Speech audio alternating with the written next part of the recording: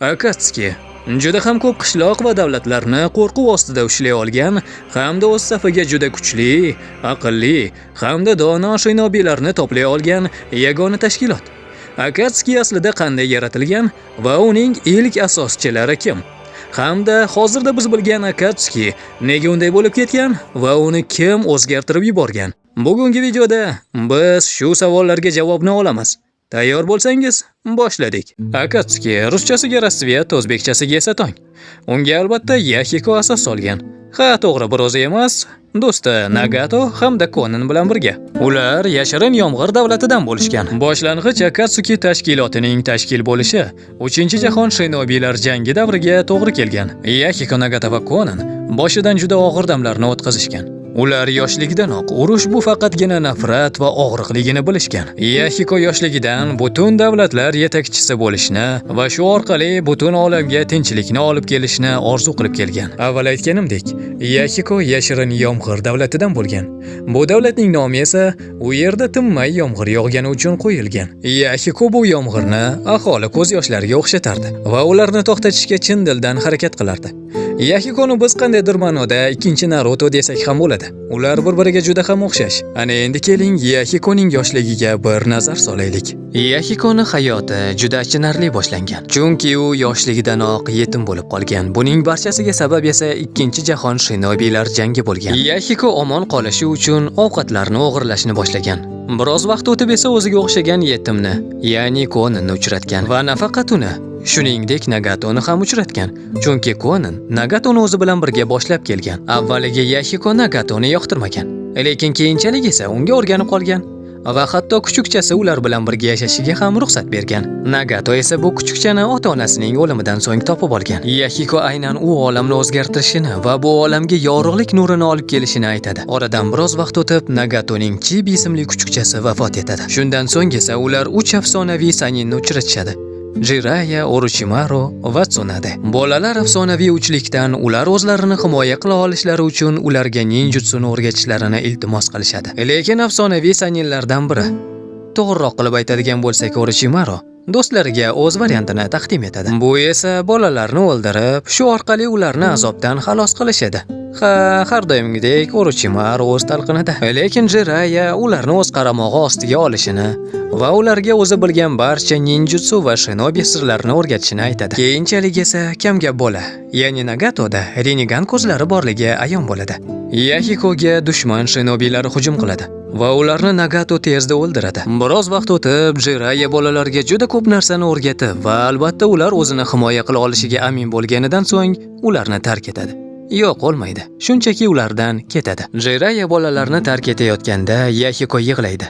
Chunki Jiraiya ularga xuddi otadek bo'lib qolgandi va ular birgalikda maroqli vaqt kechirishgandi. Oradan vaqtlar o'tib bizning uchovlon, ya'ni Yahiko, Nagato va Konan o'z davlatida juda ham mashhur shinobi bo'lib ketishadi. Va shu paytda yana shinobilar buyuk jahon urushi boshlanadi. Bu safar esa 3-chisi va ayni shu damda Tobi, ya'ni Obito Madaradan topshiriqlar olayotgan edi. Ularning rejalari amalga oshishi uchun o'ziga jamoa to'plashi va qachonlardir Madara tomonidan Nagatoga o'rnatilgan Rinneganni ortga qaytarishi. Obito ular bilan uchrashganida o'zini Madara deb tanishtiradi va ularga oy ko'zi rejasi haqida aytib beradi. Lekin Yahikoga bu niqobli shaxs yoqmaydi va u Obitoga Madara allaqachon o'lganini ham aytadi. O'zganing og'rig'ini his qilib va birgalikda ko'z yosh to'kib, haqiqiy tinchlikka erishsa bo'ladi. Birgalikda ko'z yosh to'kib, boshqacha qilib aytganda qasosmi? Ular Obitoni tark etishadi va Yahiko o'zining tashkilotini yaratadi. Akatsukini. Albatta tashkilot yaratilishi uchun unga o'z tarafdorlari kerak bo'ladi va u shunday odamlarni yig'adi. Ana endi keling Yahiko yaratgan Akatsukining maqsadi qanday bo'lgani bilan tanishaylik. Uning birgina maqsadi bo'lgan va u ham bo'lsa urushsiz olam yaratish. Akatsuki haqidagi yangilikni deyarli barcha eshitadi, hatto ularning ustozi Jiraiya ham. Akatsuki tashkiloti safi kengayar ekan, ularning dushmanlari ham albatta ko'payib borardi. Kunlarning birida ularning ustozi Jirayaga afsonaviy Saynin nomini bergan Hanzo ularga juda qiziqib qoladi. Avvaliga Hanzo ularga ishonib sherikchilikda ishlamoqchi bo'ladi, lekin oraga Danzo tushib barchasini o'zgartirib tashlaydi. Konanni o'g'irlab ketishadi. Yahiko va Nagato belgilangan joyga kelishadi. Hanzo Nagatoga kunayni olib Yahikoni o'ldirishini buyuradi. Aks holda u Konanni o'ldirishini aytib tahdid qiladi. Konan Nagatoga unday qilmasligini aytadi, lekin bularni kuzatib turgan Yahiko o'zi kunayga otiladi va Nagatoning qo'lidan halok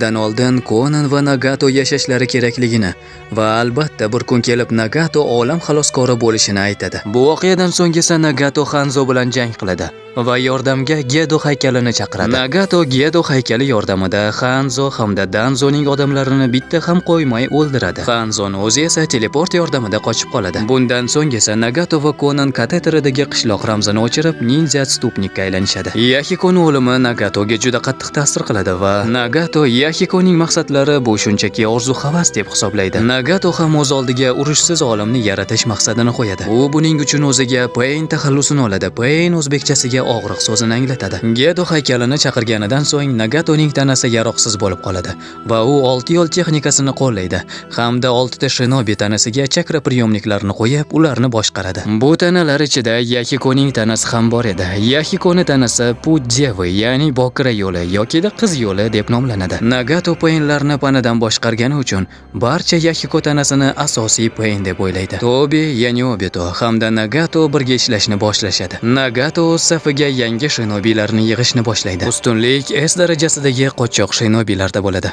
Va bular Deidara, Sasori, Kisama, Itachi, Hidan, Kakuzu, Qora va oq Zetsu, Tobi, Konan, Pain, Orochimaru, lekin keyinchalik u bu tashkilotni tark etadi. Jozo va Kakuzuning sobiq sherigi, uning ismini haligacha hech kim bilmaydi. Shuningdek, Akatsukida ozgina vaqt Sasuke va uning sheriklari ham bo'ladi. Hamda Akatsuki libosi, kiyimi, ya'ni plashi ham o'zgaradi. Endi har bir Akatsuki tashkiloti a'zosining libosida qizil bulut bo'ladi hamda ularda uzuk bo'ladi. Ular bu uzuk yordamida aloqaga chiqishadi. Akatsuki tashkiloti endi yollanma shinobilarga aylanadi. Ular barcha qishloqlar buyurgan ishlarni qilib yurishadi. Ularga ko'proq beriladigan topshiriq bu qotillik va albatta ular buning orqasidan pul ishlashardi. Oxir-oqibat Nagato Hanzodan o'chini oladi. Qishloq aholisi Painni iloh deb o'ylay boshlashadi va bundan so'ng Nagato ham o'zini iloh deb hisoblay boshlaydi. Shundan so'ng Nagato bundanda katta rejalarni tuzishni boshlaydi. Akatsuki dumli hayvonlar va jinchurikilarga ov qilishni boshlaydi. Ularni Gedo haykali ichida muhrlash uchun. Dumli hayvonlarni ko'p qismini to'plagan Nagato Konohaga hujum qilishni boshlaydi. Pain Narutoni tutish ilinjida Konohaning yarmini yo'q qilib yuboradi. Naruto va Pain o'rtasida juda katta jang bo'lib o'tadi va albatta Naruto barcha Painlar ustidan g'alaba qozonadi. So'ngra Naruto o'zining Naruto terapiyasini o'tkazish uchun Nagatoning oldiga boradi. Narutoning so'zlaridan ta'sirlangan Nagato Narutoda o'zining do'stini,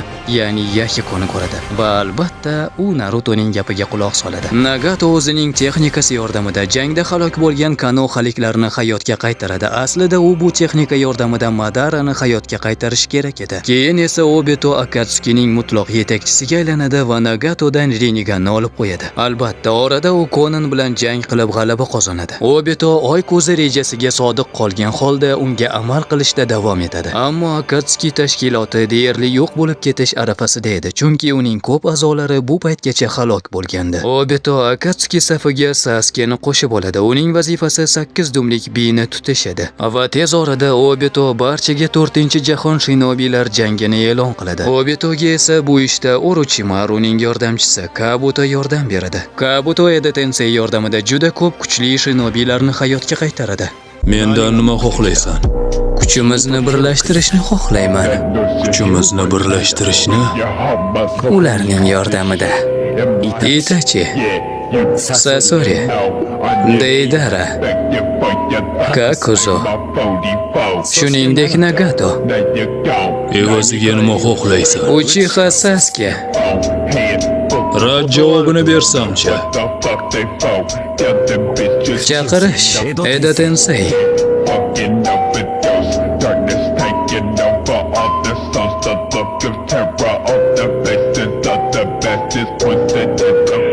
Qahr bu. Meni tayyorlanmay keladi deb o'ylamagandirsan? Yo'q, endi aniq rad javobini bermaysan. Yaramas. Uni qayerdan topding? Uni topish juda qiyin bo'ldi. Xavotir olma. Bu haqida hech kimga aytmayman.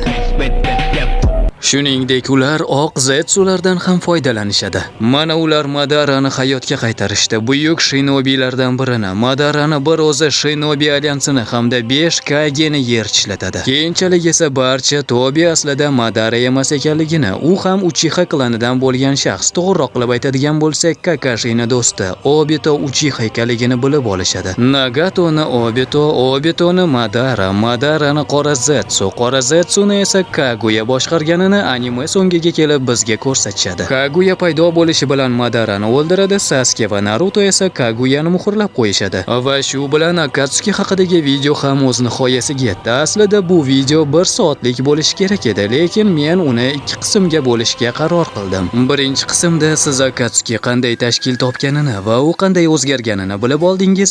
Ikkinchi qismida esa Akatsukining barcha a'zolari haqidagi ma'lumotni bilib olasiz. Xayr do'stlar, yangi videolarda ko'rishguncha sog' bo'ling.